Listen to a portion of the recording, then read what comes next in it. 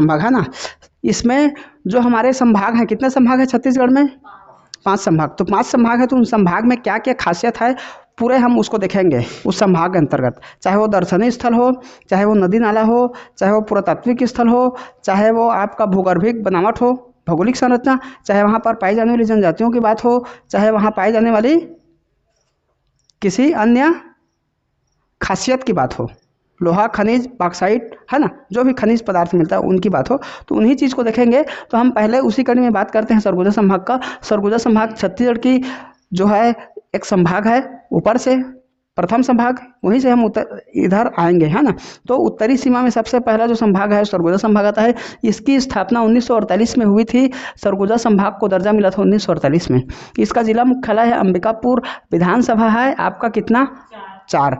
एक तो है एमसीबी, अभी काटा एमसीबी को, उसके बाद आ गया सीतापुर, अंबिकापुर और लुंड्रा है ना। ये 4 आपके विधानसभा हैं।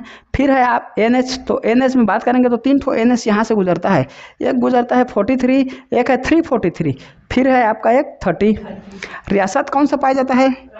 तो यहाँ पर रक्सेल वंश का जो शासन थे उन लोग यहाँ पर शासन करते थे, और उन्होंने जो विलय पत्र पर हस्ताक्षर किया इस रियासत को, उनका नाम था रामानुज शरण सिंहदेव, जो 14 सितंबर 1943 को विलय पत्र पर हस्ताक्षर किया। भूगर्भिक बनावट की बात करें सरगुजा संभाग का, तो क्या पाया जाता है?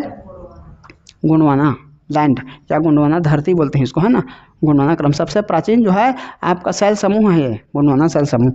वही प्रकार के क्रम के चट्टान पाए जाते हैं। बॉक्साइट में बात करें तो मैनपाट, परपटिया, 7 पहाड़ी और डान केसरा, ये चारों जगह में आपके बॉक्साइट पाए जाते हैं।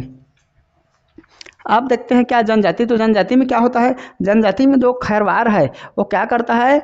कोरकू को पारधी है ना, कोरकू को पारधी और खड़िया और सोनता, ये आपके 5 जनजाति है जो सरगुजा संभाग में पाए जाते हैं। औद्योगिक क्षेत्र क्या है? तो औद्योगिक क्षेत्र में आपका गंगापुर आएगा है ना। फिर है तकिया। तकिया क्या है? तो मुस्लिम धर्म से संबंधित प्रमुख स्थल है। नदी में बात करें तो 2 नदी है यहाँ पर, मांड नदी और रिहान नदी।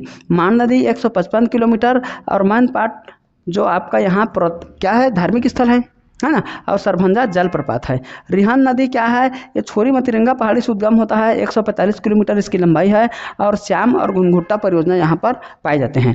फिर स्थल, तो स्थल में महेशपुर पुरातात्विक स्थल है, रिहान नदी यहीं से उद्गम होती है। और समारोह की बात करें तो यहाँ पर रामगढ़ महोत्सव और सरगुजा महोत्सव 2 चीज़ यहाँ पर होता है भाई। गुफा की बात करें तो सीता बेंगरा और जोगी मारा 2 ठो गुफा है। और मैनपाट में क्या होता है? तिब्बती शरणार्थियों को यहाँ पर बस